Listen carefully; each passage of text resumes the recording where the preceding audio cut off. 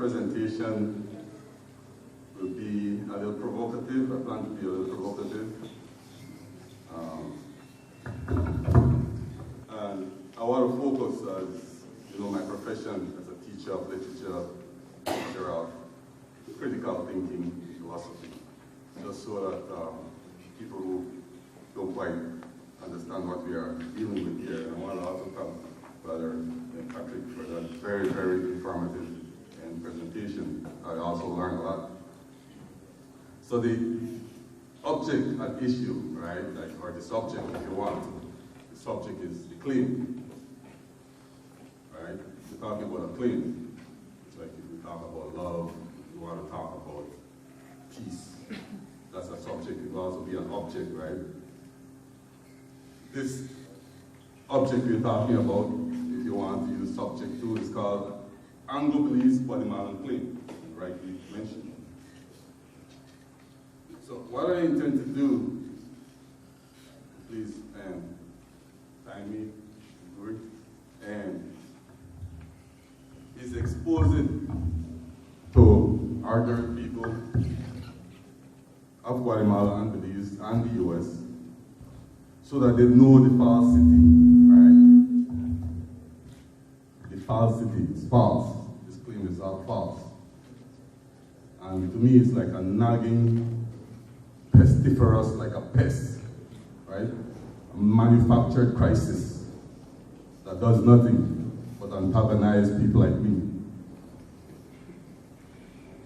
So I want to critically analyze it in order that we delegitimize the foundation of this claim, while attempting at the same part, just like Brother Patrick was doing, find a part of a liberation discourse.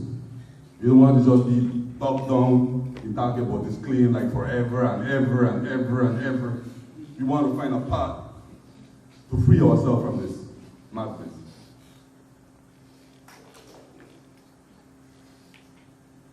So you look at this thing, you know, just like when you look at the first time I saw tsunami, it's like, what the heck is this?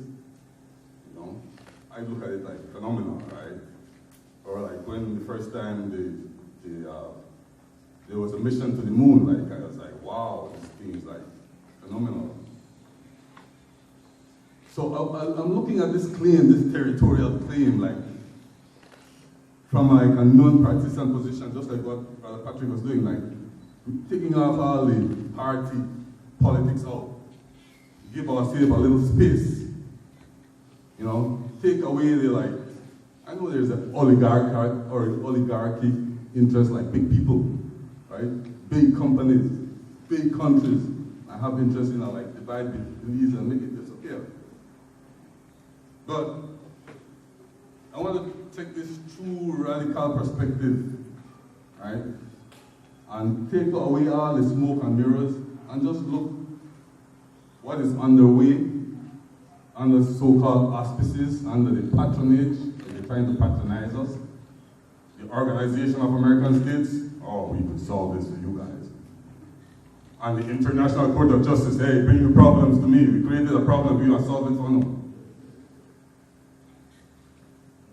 So, I describe the claim itself as a historical artifact, but this is merely to serve us to bracket, right? Just put this claim in brackets.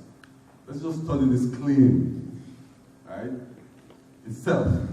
Or let's study this claim as an experience. So the claim needs to be addressed from the perception of how it presents itself.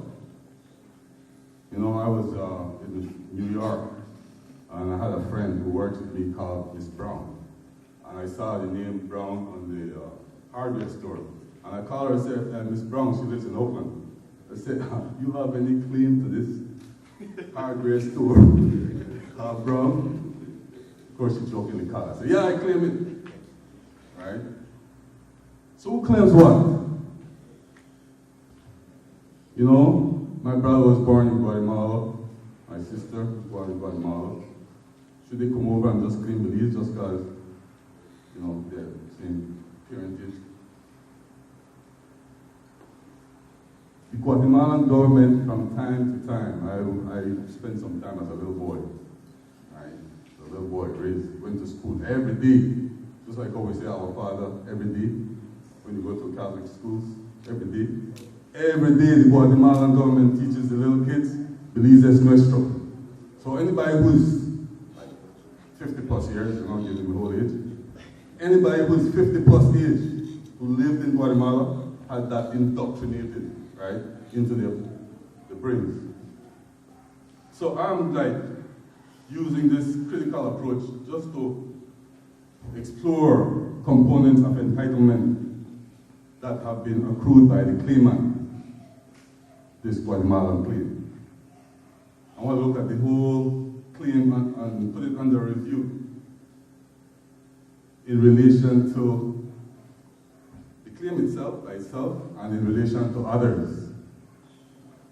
All right, in relation to others.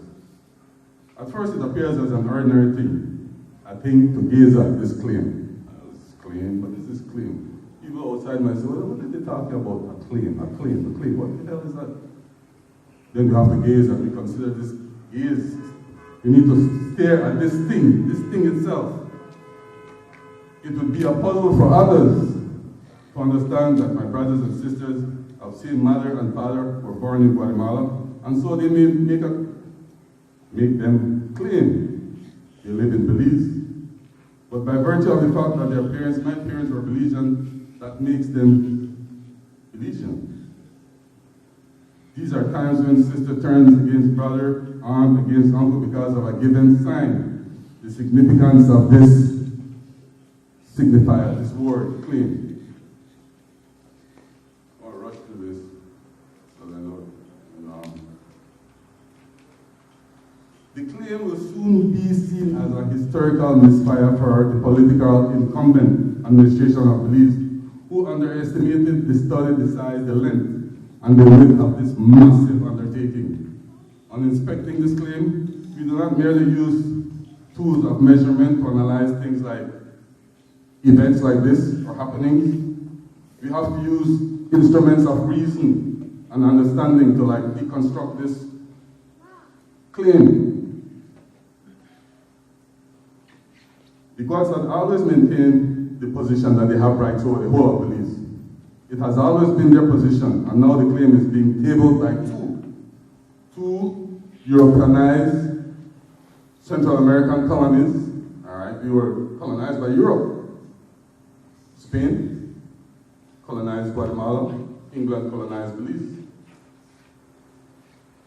So, Guatemala is saying, well, from a doctrine of uti positis, because Spain supposedly own this whole region, because that they're supposed to claim Belize. The British view assumes the representation of Belize's patriots and posits that the Brits have long enjoyed occupation by way of squatting, right? With centuries of undisturbed settlement. So by light and virtue of these world experiences, long-term establishments, we are disputing a claim, leaving the indigenous people of the region like just side spectators, the original owners of this country, the Mayans. So I'm trying to engage just the claim itself. I'm leaving all the legal scholarship to people like Sir Lauterbach, England, et al., who have expertly opined against the Guatemala's claim, and have stated that Belize has a tight sovereignty case for the Hague. But I'm no legal expert. The object is to make a point about this claim itself, to analyze the nature of this thing itself, without spending too much time on historical, genealogical events. I have no time for this historical thing. I think the whole thing is silly. You understand? The claim must have a reference points for us. See, the Europeans think they are it. Spain, the British, they are it. And we are the others. So, all right. let us, others, understand this thing itself, called the claim, Anglo Guatemalan Claim. The International Court of Justice wants to give Belize something. Brother Patrick was saying, yeah, they want this, you know, behind the doors, decision making to give us, and nobody did nothing for nothing. But it does guarantee it, and it does not guarantee Belize anything.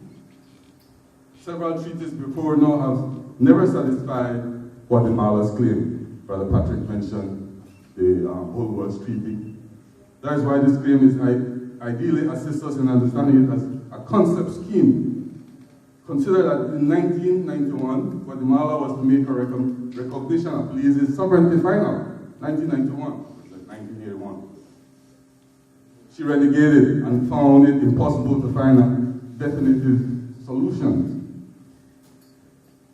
on the Langola issue. Yet Belize continued to make little concessions by giving sea rights, providing them with the sea rights during the Maritime Areas Bill. All right, we give you access to the Atlantic, right? And we also had a little thing there that really disturbed me. We'll also give you the use and enjoyment of the South of Belize. Right? Hold on, Guatemala. We're giving you a little bit. Because the United Nations Maritime Charter demanded that we give them access to the Atlantic, because they were landlocked, so they claim.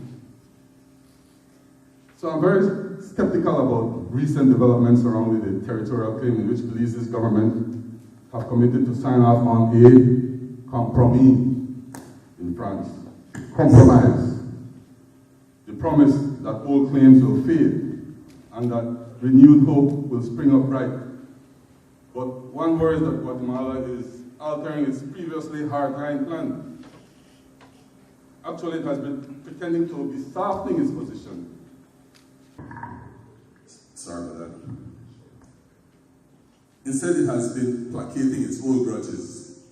It has not disparaged from its ultimate goal. Its primary goal is to annex the whole of Belize.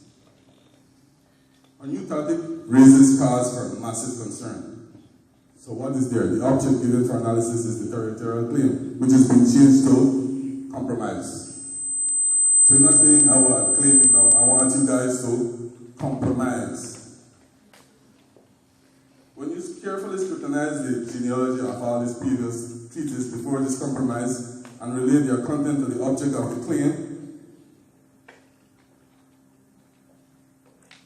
all this is saying we want to annex Belize. The object of claiming was paving the way towards occupation. Precedents indicates that signed and proposed maps by Guatemala are deliberate signs.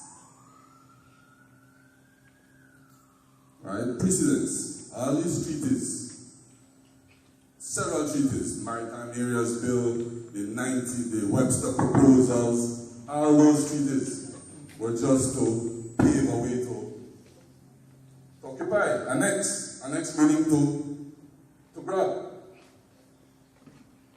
They are all indicators aimed to fulfill the annexation and accomplish the claim. One great thinker says that I think it's only properly a function of a concept if it serves to indicate something to some people do. So if you have a map on your border where Belize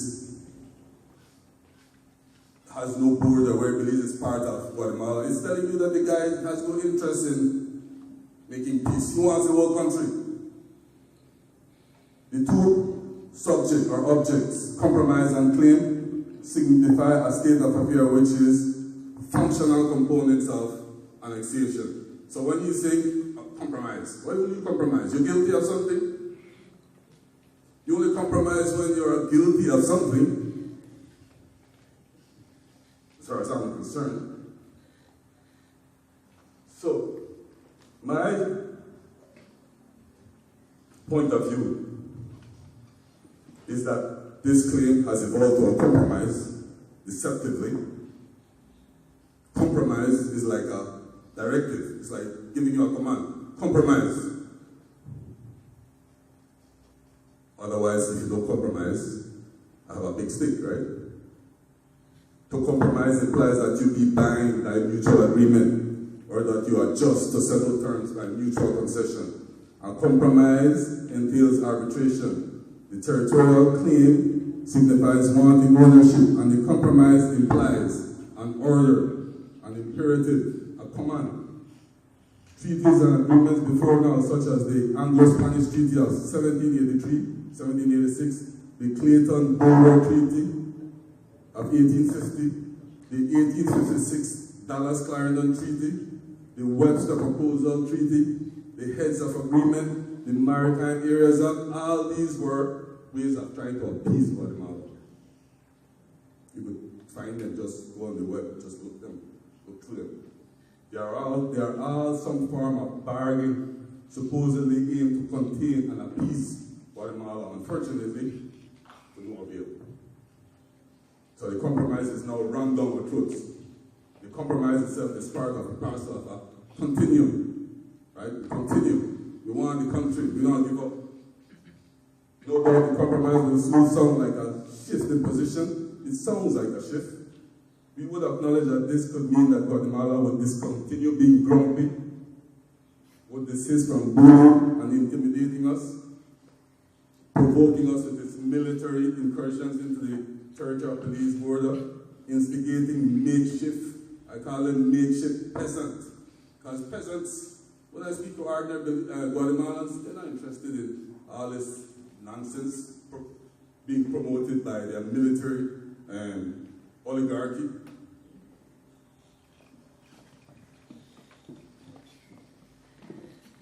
What emerges from a compromise to me is itself the territorial claim. Cloaked, right, covered up in new rags or new clothes. One does not suddenly change its cultural practice at a whim. Who authorized that there be a compromise? Who authorized that there be a claim in the first place? On whose authority do we make or deny a claim? Authority? Let us discuss the authority that brought this claim to our attention. Because things are presented to us in a particular way, we ought to use scientific methods, right? To examine things in various ways. I propose a theoretical method to perform this role and to engage us in describing this phenomenon. We want to avoid constructing large-scale theories. We want to avoid narrating historical events and defending ideologies. A local Belizean newspaper has a piece on how we can compare Guatemala territorial claim to, as in the country of Nigeria, how the Nigerians resolve theirs. And so we should try to resolve ours just like our Nigeria. We are not looking for similar things. Another outlet, Belize should faithfully and passively await the juridical wisdom of the judges at The Hague. Only what, 3 judges who will decide of it at The Hague, International Court of Justice. I was trying to look up their names to see how they think. Imagine we thousands being impacted by the judgment of a few judges from The Hague. In any case, 3 judges at the International Court of Justice can preside over the finality of this claim. This cannot be a comforting feeling for any countryman from Belize. To put the question of this country's sovereignty and future in the decisive hands of 3 judges is disconcerting.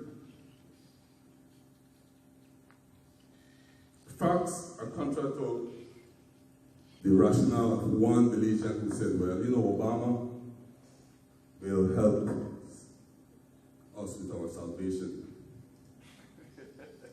I said, for USA's strongest ally in Central America is still Guatemala. Then, if we wait for that, Belize's hope for salvation is very deep. It is clear that the thingness of this claim has been well recorded in several treaties. The claim has like a chronology we could record from 18, whatever, to the present. It exists and continues to exist as, I call it, an annexation project. Annexation. Just take this country and forget who lives there. Anyone who believes that it does not exist needs to know that what is P is Q. If I make a claim, I want the claim to be fulfilled. Therefore, the compromise fulfills the annexation project. I want to just wrap up here by saying, like, this to me is like a disease, right? This territorial claim. Anytime this claim comes, it just uses up all our resources, all our imagination.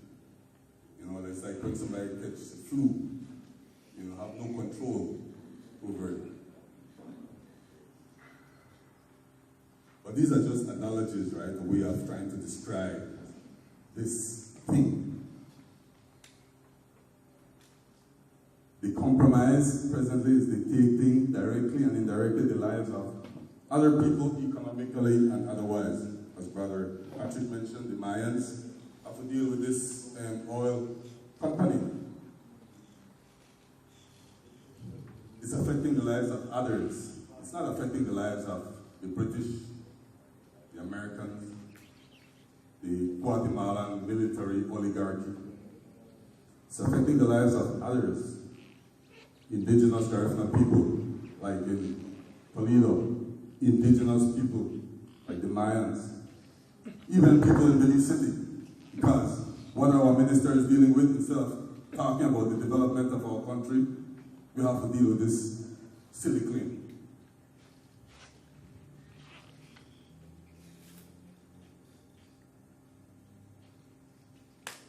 It is not surprising that my presentation begins this discussion on Central America with reference to Europe. Europeans seem to have an occasion to show their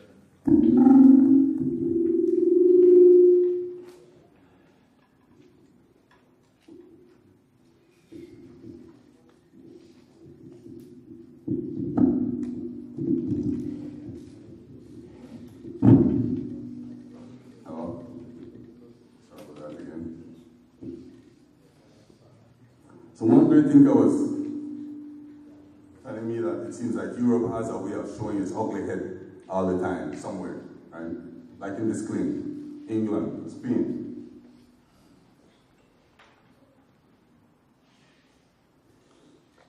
Trying to tell us that the only way we could talk about this claim has to be from a Spanish perspective, British perspective. So like Europe plays a vital role. And are we accepting their role in this claim? Does this mean that we cannot have a discourse without European as a reference point? We would be hard-pressed to imagine ourselves not doing that. It is unavoidable to not have traditional courses of modernity. This claim seems to be like a modern thing.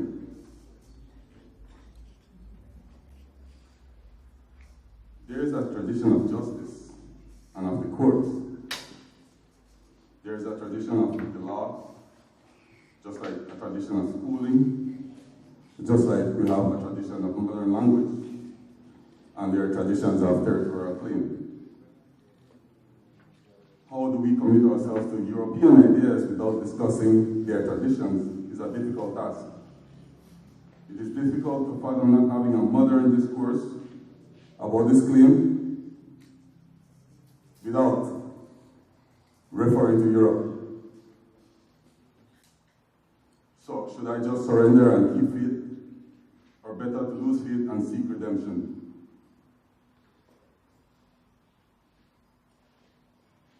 The questions appear to be fundamental to whatever action lies ahead, but an affirmative answer will not suffice to the notion that we are indeed responsible for holding traditional discourse of modernity. Rather, we must submit to invest in building the capacity, building our capacity as Belizeans, building our capacity as local Belizeans. These others, we non-Europeans, mortal beings, would share traditional knowledge that we have to project ideas of humanity. It is our duty to be engaged in this discourse. It is our duty, Belizeans, to go to the mountaintop and tell the world that what we are going under. And with this, I'll leave you for other questions and discussions.